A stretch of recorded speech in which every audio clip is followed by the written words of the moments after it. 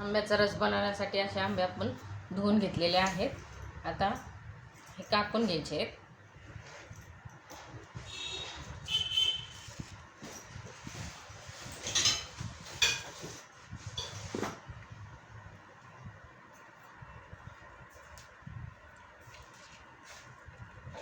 असं आंब्याची सालं काढून घ्यायची, पल्प काढून घेऊन तो मिक्सीच्या जारमध्ये टाकायचा आहे.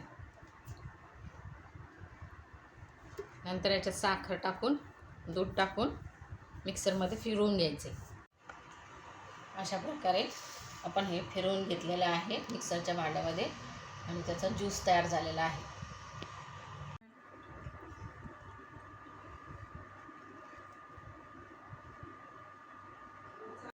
अशा प्रकारे आमरस, चपाती, दाल तडका आणि जिरा राईस तयार झालेला आहे.